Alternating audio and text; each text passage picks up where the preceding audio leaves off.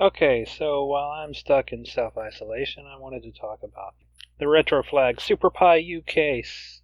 Alright, so what this is you get like a Raspberry Pi 3B. I've got a B plus in mine. The kit that I got came with a fan, so it had several sets of screws. It had the screws for the fan, the screws to hold the Pi into the case itself, and also the screws to hold the case together.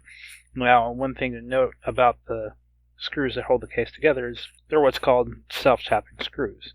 Self-tapping screws thread the hole as you screw them in there, so if you want to take the case apart in the future, you can take it apart, but if you just screw them directly back in, you're going to have a problem of it possibly stripping the holes. So one thing to note when you do that is to lightly hold the screwdriver and turn it just slightly to the left as if you were loosening it.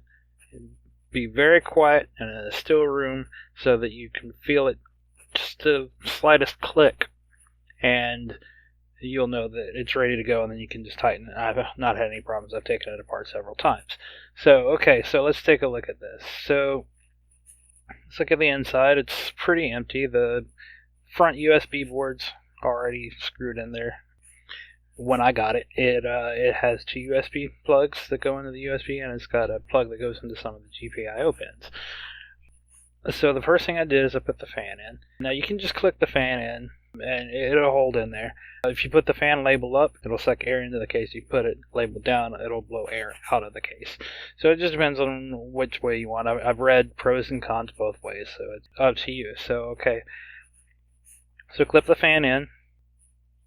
And if you want to put the screws in, go ahead and do that now. One important thing to note on the switches is that the power switch is off. Then there's another switch that is the safe shutdown switch. You have to do some programming on that to get that to work, but it's a great feature. I definitely recommend using it. So once the fan's in, the switches are in position, we can move on to putting the Pi itself in. Be sure to remove the SD card from the Pi and any plugins that are in the Pi. Now, as you're putting this in, you want to go ahead and plug the two USB plugs in place, and on the ones that are closest to the USB plugs. If not, you're going to have a hard time plugging those in after you've screwed it in the case.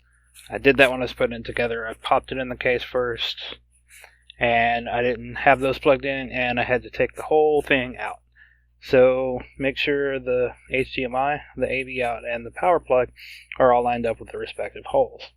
Now once you do that, you take these three short black screws and you put into the holes on the Pi.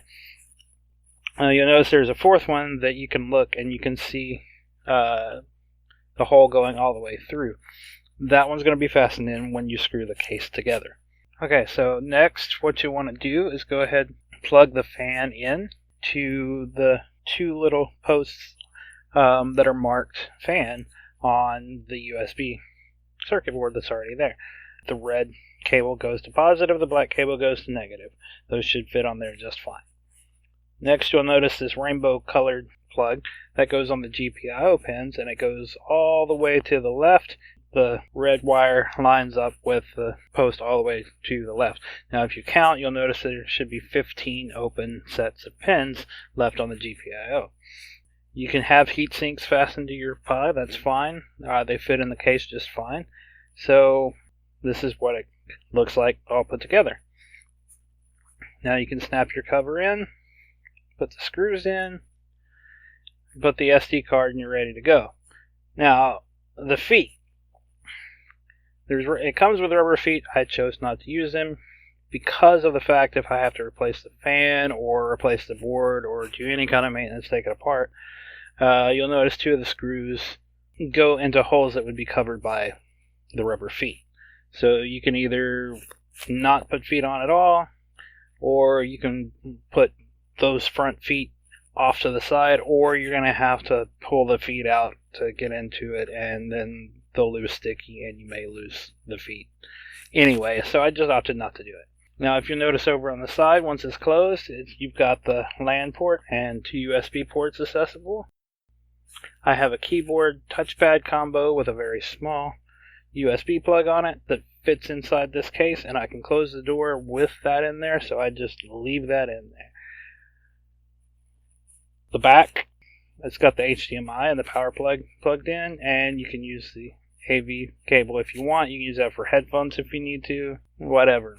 I use a 64 gig card. That's the highest you can use for these. I use this ImageMate Plus by SanDisk, and one of the reasons I do that is, if you'll notice, it's got a nice little gray part painted there on the pull tab, and that blends really well with the case once everything's in. It also has storage. If you press the eject button, a little door pops up, and it's got storage for spare USB cards. I don't use that. It just kind of gets lost in there. You have to dump it and shake it, but that option's there. And so that's about it. It's a really nice case, and I happen to enjoy it.